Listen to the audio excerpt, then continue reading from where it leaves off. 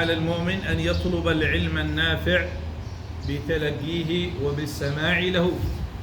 Oleh karena inilah bagi setiap mukmin sudah menjadi sesuatu yang wajib untuk berusaha mencari ilmu yang bermanfaat dengan cara dia belajar kepada orang-orang yang memiliki jalur ilmu. وهناك علما يعتبر فرض عين على الإنسان يلزم أن يتعلمه الصغير والكبير والذكر والأنثى. Tentang ilmu ini maka ada ilmu yang di dalam mempelajarinya itu berhukum wajib aini atau fardu ain, baik bagi laki-laki ataupun perempuan, baik anak kecil ataupun yang sudah dewasa. وهو العلم الذي تصح به عبادة المرء وكذا معاملاته وكذا أنكحته. Masalah fardu ain ini adalah ilmu yang dengannya ibadah, dengannya muamalah dan dengannya pernikahan menjadi sah. فالأصل أن الإنسان لا يقدم على أي عبادة إلا بعد أن يتعرف حكم الله عز وجل فيها وكذا المعاملة وكذا الأنكحة. Maka janganlah ataupun setiap manusia tidak boleh dilarang untuk melakukan sebuah ibadah melainkan sebelumnya dia wajib untuk mempelajari ilmu tentang ibadah tersebut. Begitu juga muamalah dan begitu juga masalah pernikahan. فإذا أقدم الإنسان على أي عبادة أو معاملة بدون علم كان ذلك العمل مردود على صاحبه. Maka di saat seseorang melakukan ibadah penghambaan diri kepada Allah Subhanahu wa taala tanpa diawali dan didasari dengan menuntut ilmu tentang ibadah tersebut, maka ibadah yang dia lakukan itu tidak diterima oleh Allah Subhanahu wa taala. ولذلك حرص رسول الله صلى الله عليه وسلم أن يعلمنا أمور العبادة فردا فردا. Oleh karena inilah baginda Rasulullah sallallahu alaihi wasallam memerintahkan dan mengajarkan kepada kita untuk menuntut ilmu secara individu-individu. حتى الوضوء علمنا إياه رسول الله صلى الله عليه وسلم بنفسه. Sampai tentang wudhu sekalipun Rasulullah sallallahu alaihi wasallam secara terperinci mengajarkan kepada umat Nabi Muhammad sallallahu alaihi wasallam. فهذا الفرض العيني يلزم كل واحد ولا يعفى عنه أحد. كل إنسان يلزمه أن يتعلم هذا الفرض العين. Dan tentang wudhu ini merupakan ilmu yang sifatnya fardu ain yang wajib untuk dipelajari dan diketahui oleh umat Nabi Muhammad secara keseluruhan. ويعتبر المسلم أو المسلمة اللذين لم يتعلما فرض العين واقعين في الإثم والحرج. Maka bagi umat Nabi Muhammad baik laki-laki ataupun perempuan yang tidak mempelajari ilmu yang sifatnya fardu ain, maka dia digolongkan terhadap di dalam orang-orang yang telah melakukan sebuah kesalahan. وهذا من العلم الذي إذا جاء صاحبه ليتعلمه عدل له المجلس الواحد ب1000 ركعة من الركعات. Dan ilmu seperti inilah jikalau dihadiri oleh seseorang daripada umat Nabi Muhammad, jikalau dia menghadiri majelis ilmu yang sifatnya fardu ain, maka pahala menghadiri majelis ilmu seperti ini menyamai daripada menyolatkan 1000 jenazah. وأيضا يعد صاحبه في رياض جنة الله عز وجل. Dan menyamai daripada sholat 1000 rakaat kemudian hadir di dalam majelis ilmu itu mendapatkan pahala di sisi Allah Subhanahu wa taala seperti menghadiri daripada taman-taman surga Allah. وقد كان سيدنا عمر بن الخطاب يقول شب عارضاي من رجل شب عارضاه في الإسلام لم يقبل الله له صلاة. Sayyidina Umar bin Khattab, beliau mengatakan telah memenuhi daripada keridhoanku seseorang yang dia memaksimalkan untuk menuntut ilmu di dalam sholat. قال العلماء هذا لأنه يصلي من غير معرفة الطهارة ومن غير معرفة الصلاة. Mohon maaf tadi meleset maknanya siapa lagi? يعني أنا شاب عارف من الحزن على رجل كبير في الإسلام وما قبل الله له الصلاة. Dikatakan oleh sahabat Umar bin Khattab radhiyallahu taala anhu, beliau mengatakan alangkah sedihnya aku di saat ada seseorang yang sudah berumur akan tetapi sholatnya satu pun tidak diterima oleh Allah Subhanahu wa taala. Maka dikatakan oleh ulama, maksud daripada ucapan yang disampaikan oleh Umar bin Khattab itu adalah karena orang tersebut melaksanakan sholat tanpa menuntut ilmu. وكان سيدنا علي بن أبي طالب كرم الله وجهه ورضي الله عنه يقول: من خرج إلى السوق يبيع ويشتري من غير أن يتفقه ارتطم في الربا ثم ارتطم في الربا ثم ارتطم في الربا.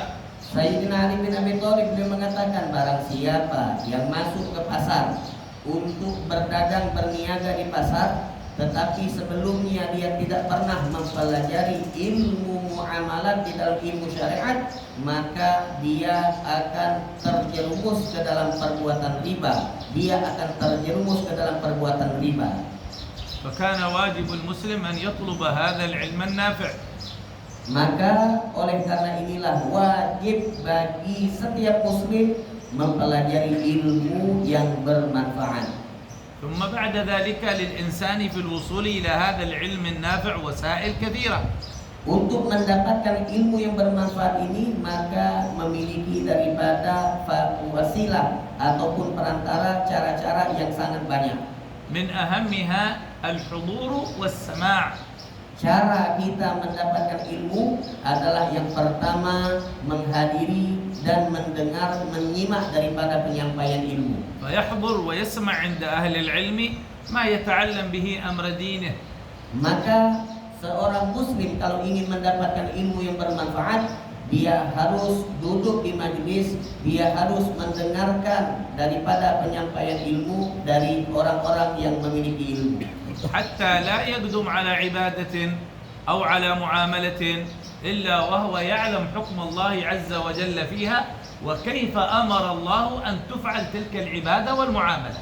Sehingga dia tidaklah melakukan sebuah amal ibadah, tidaklah dia melakukan sebuah muamalah, melainkan dia telah mengetahui ilmu tentang ibadah dan muamalah tersebut, dan dia telah mengetahui apa yang diinginkan dan diperintahkan oleh Allah tentang tata cara melaksanakan ibadah tersebut. وفي الحديث أنه صلى الله عليه وسلم كان جالسا يوما من الأيام في المسجد مع أصحابه فدخل رجل يصلي.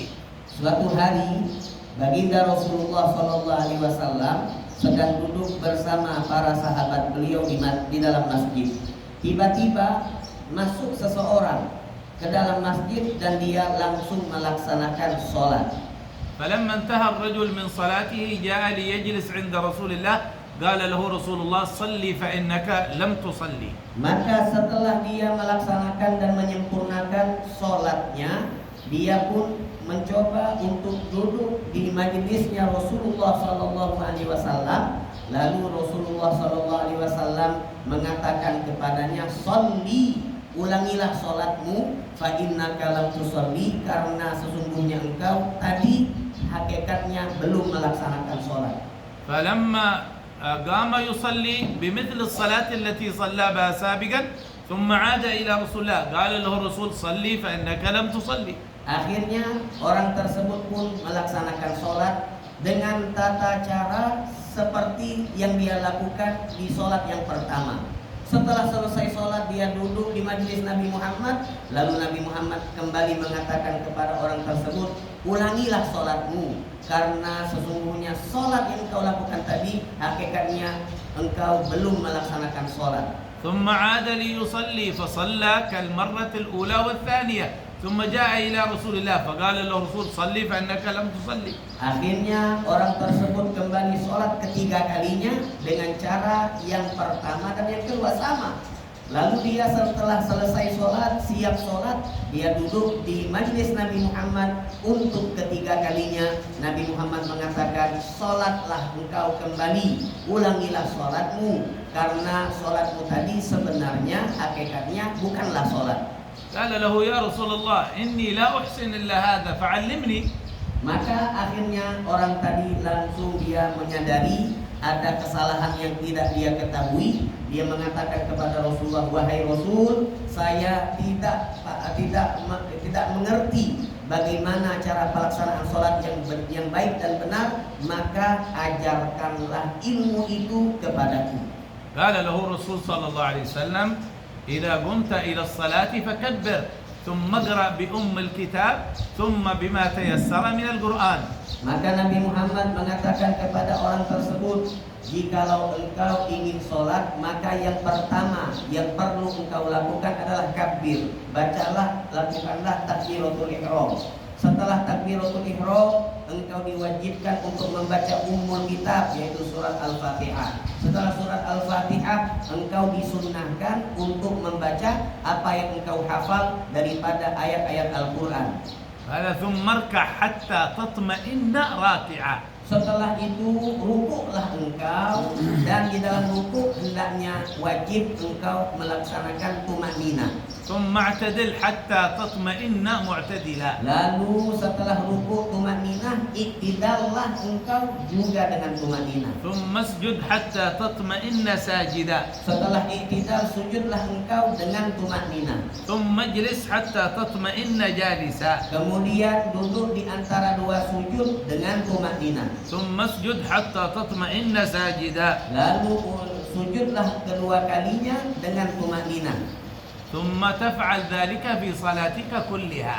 Kemudian kata Nabi Muhammad, beginilah engkau lakukan di setiap rokaat setelah rokaat yang pertama. فما أغنى الرجل أنه كان يصلي وهو يصلي ناقص الأركان، ما أغناه ذلك كأنه ما صلى. Maka di saat sahabat atau orang tersebut sholat, akan tetapi sholatnya itu penuh dengan kekurangan daripada rukun-rukun, sholat yang dia lakukan tidak mencukupi daripada keinginan syariat di dalam sholat lelaki tersebut. ومثله الذي يخرج الزكاة بغير علم كأنه لم يزكي. Begitu pula kalau ada orang yang menunaikan zakat, akan tetapi tidak didasari dengan ilmu, maka ibaratnya dia belum melaksanakan zakat. فتجد البعض يخرج الزكاة في غير من يستحقها. Maka itu contohnya adalah seperti orang yang menunaikan zakat, dia salurkan kepada orang-orang yang tidak berhak untuk menerima zakat. منهم من يجمع الزكاة فيقيم بها مشروعا خيريا، إما مستشفى أو معهد أو مدرسة. هذا لا يجوز، هذه ليست من الأصناف الثمانية. Contohnya adalah di saat orang kaya yang wajib mengeluarkan zakat, dia keluarkan zakatnya untuk membangun daripada bangunan-bangunan yang sifatnya sosial baik. Contohnya membangun rumah sakit. Uang zakat dipakai untuk membangun rumah sakit. Uang zakat dipakai untuk membangun madrasah. Uang zakat dipakai untuk membangun daya. Ini contoh-contoh yang baik, akan tetapi tidak sah di dalam syariat.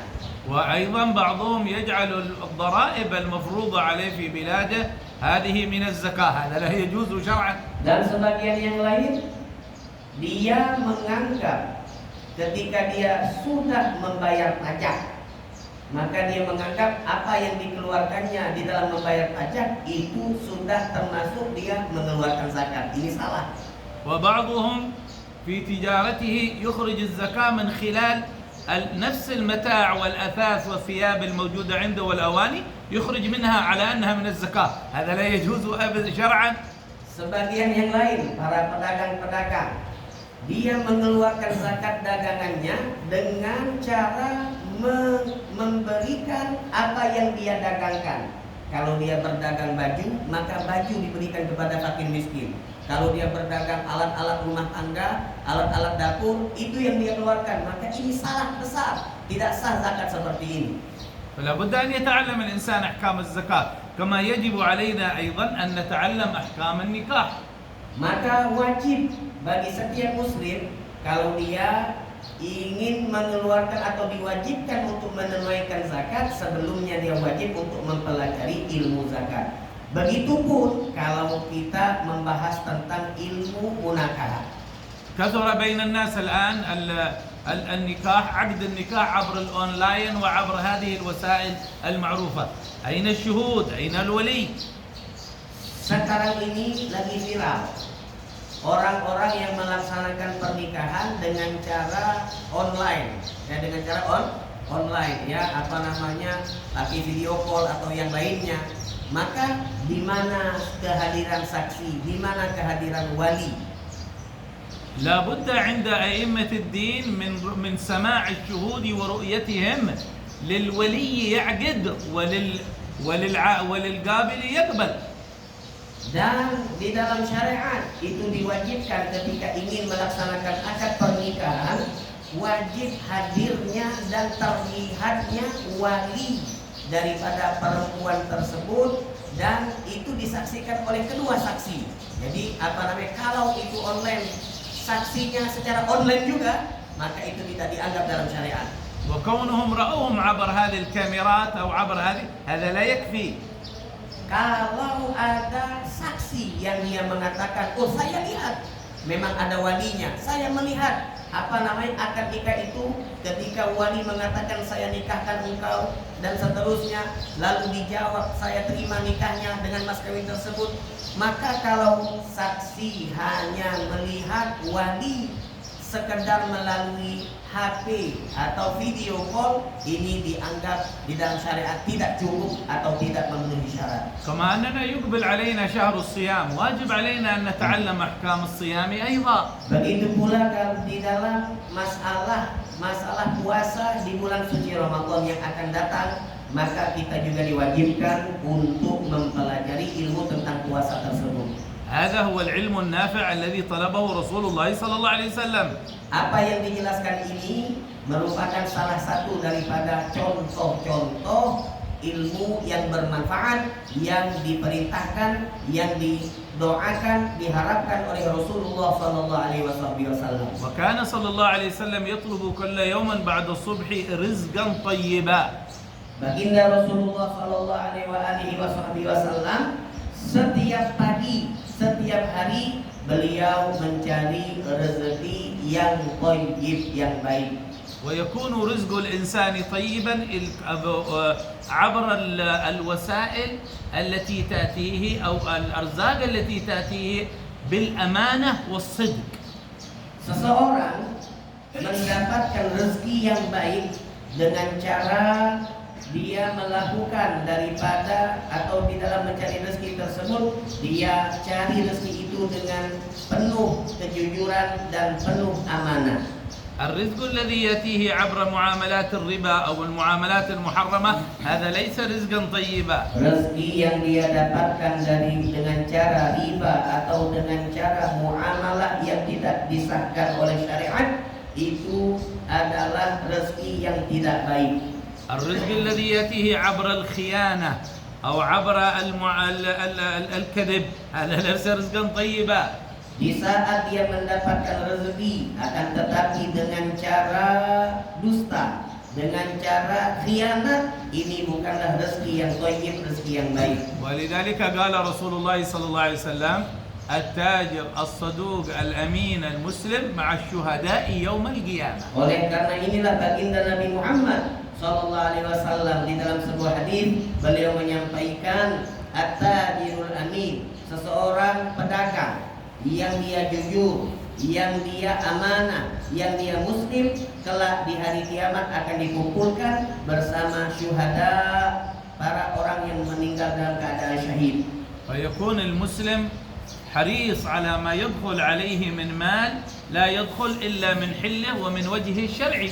Maka wajib bagi setiap muslim untuk mencari rezeki yang betul-betul halal, yang betul-betul sesuai dengan syariat. لأن النبي صلى الله عليه وسلم يقول كل لحم نبت من سحت فالنار به أولى. Karena baginda Nabi Muhammad SAW beliau menyampaikan setiap daging yang tumbuh di dalam tubuh seseorang dari hasil makanan atau asupan-asupan yang haram, maka untuk daging yang tumbuh tersebut dari sesuatu yang haram, yang paling layak dan pantas baginya adalah dibakar dengan api neraka Allah. والمال المشبوه هو الذي يأتي الإنسان من جهة أنه لم يؤدي عمله على الوجه المطلوب أو أداه على غير وجه الشرع. Dan rezeki yang tidak baik adalah di saat dia mendapatkan rezeki yang dengan cara yang tidak diridhoi oleh Allah, atau di saat dia mendapatkan rezeki disalurkan ke tempat-tempat atau sesuatu yang juga tidak diridhoi oleh Allah. وقد كنا النساء في زمان السلف الصالح إذا ودعت زوجها للخروج للعمل تقول له اتق الله فيما تطعمنا فإننا نصبر على الجوع ولا نصبر على النار. Dahulu para wanita-wanita solehah di saat suaminya ingin mencari rezeki, maka istri yang solehah tersebut berpesan kepada suaminya, wahai suamiku, kami sanggup untuk untuk menahan lapar. Yang penting carilah rezeki dengan rezeki yang halal, karena kami lapar rela dan kami tidak sanggup untuk dibakar dengan api neraka. فيكون الإنسان الخارج إلى عمله يعمل عمله ليأخذ رزقا طيبا. Maka di saat kita mencari rezeki, maka hendaknya kita mencari rezeki yang betul-betul dianggap thayyib oleh Allah dan oleh syariat. ونحتاج الأمر الثالث الذي طلبه رسول الله صلى الله عليه وسلم وهو العمل المقبول عند الله عز وجل. Dan yang ketiga yang terakhir dari doa Nabi Muhammad SAW adalah kita berharap kepada Allah agar amal-amal ibadah kita menjadi amal yang mutaqabbala, yang diterima oleh Allah Subhanahu wa taala. والعمل المقبول يحتاج إلى شيئين حتى يكون عمل مقبول. Amal kalau kita ingin diterima oleh Allah Subhanahu wa taala, maka memiliki dua syarat. أولها يحتاج إلى الإخلاص لله عز وجل. Yang pertama, kalau ingin amal diterima oleh Allah adalah di dalam pelaksanaan amal hanyalah kita mengharapkan ridho Allah Subhanahu wa taala. فلا يطلب به المخلوق ولا شيئا مما عند المخلوقين. Maka di dalam ibadah jangan sampai kita bertujuan untuk mendapatkan sesuatu kepada selain Allah Subhanahu wa taala. وكل من عمل عملا لأجل الناس فهو للناس وليس لله. Barang siapa yang melaksanakan amal ibadah kebaikan untuk mendapatkan pujian atau sesuatu yang dimiliki oleh manusia, maka itu amal hanya untuk manusia, bukan untuk Allah Subhanahu wa taala. حتى ولو كان ظاهر العمل من الأعمال الصالحة لكن إذا قصد صاحبه غير وجه الله عز وجل فعمله مردود عليه. Meskipun yang dilakukan secara zahir kasat matanya merupakan ibadah penghambaan diri kepada Allah Subhanahu wa taala, selama diniatkan untuk manusia selain Allah, maka itu tidak disebut sebagai amal di sisi Allah Subhanahu wa taala. والثاني يحتاج الإنسان في العمل المقبول أن يكون عمله موافقا للشرع. Dan yang kedua, kalau kita ingin melakukan amal ibadah yang diterima oleh Allah adalah dengan cara kita menyesuaikan pelaksanaan amal tersebut dengan apa yang telah diajarkan di dalam syariat Nabi Muhammad. فكل عمل عمله الإنسان مخالف لشريعة النبي محمد صلى الله عليه وسلم فهو عمل غير مقبول. Setiap amal yang tidak sesuai dengan apa yang telah diajarkan di dalam syariat Nabi, maka amal tersebut tertolak, tidak diterima oleh Allah. وفي سورة تبارك الذي خلق الموت والحياة ليبلوكم أيكم أحسن عملا. Di dalam surat Tabarok kita membaca Allah Subhanahu wa taala mengatakan di dalam ayat tersebut, Allah lah yang menciptakan al-mauta الذي خلق الموت والحياة khalaqal mauta wal hayata liyabluwakum ayyukum ahsanu amala. Dialah Allah yang menciptakan kematian Dialah Allah yang menciptakan kehidupan. Untuk apa diciptakan kematian dan kehidupan? Liyabluwakum. Allah ingin mencoba dan menguji kalian. Ayyukum ahsanu amala, dari siapa daripada kalian yang melakukan amal dengan cara yang terbaik. قال العلماء أحسن عملا أي أخلصه وأصوبه. Dikatakan oleh ulama yang dimaksud oleh Allah dengan kalimat ahsan amala, amal yang terbaik adalah yang pertama yang paling ikhlas, dan yang kedua yang terbaik adalah yang paling tepat, yang paling sesuai dengan syariat Nabi Muhammad SAW. اللهم إنا نسألك علما نافعا. Maka kita berdoa kepada Allah agar kita diberikan ilmu yang bermanfaat. ورزقا طيبا. Semoga rezeki kita rezeki yang thayyibah. وعملا متقبلا. Dan amal-amal kita menjadi amal yang mutaqabbala, yang diterima oleh Allah. اللهم إنا نسألك العلم النافع. Ya Allah, kami berharap kepadamu ilmu yang bermanfaat, والعمل الخالص المقبول. amal yang soleh yang engkau terima. والدعاء إلى الهدى. Dan kami berharap kami mampu untuk mengajak semua orang berbuat baik, وحسن التعليم. dan dengan mengajarkan dengan pengajaran yang terbaik. والدلالة على الخير. Kami berharap setiap gerak-gerik langkah kami menjadi panutan bagi orang yang melihatnya. وسر بناء قلب النبي محمد صلى الله عليه Ya وسلم. Allah, jadikanlah hati baginda Nabi Muhammad gembira dengan apa yang kami lakukan. اللهم بارك لنا فيما بقي من أيام شعبان ولياليه. Ya Allah, di sisa daripada hari dan malam-malam Sya'ban, berkahilah kami. اللهم بلغنا رمضان على أحسن الوجوه وأكملها. Ya Allah, sampaikan kami pada bulan suci Ramadan dengan sebaik-baiknya. واجعلنا من أهل الحظ الكبير والنصيب الوافر. Dan jadikan kami di bulan suci Ramadan kelak yang akan datang menjadi hamba yang paling banyak mendapatkan pahala. صلى الله على سيدنا محمد وعلى آله وصحبه وسلم بسر الفاتحة. Warahmatullahi wabarakatuh.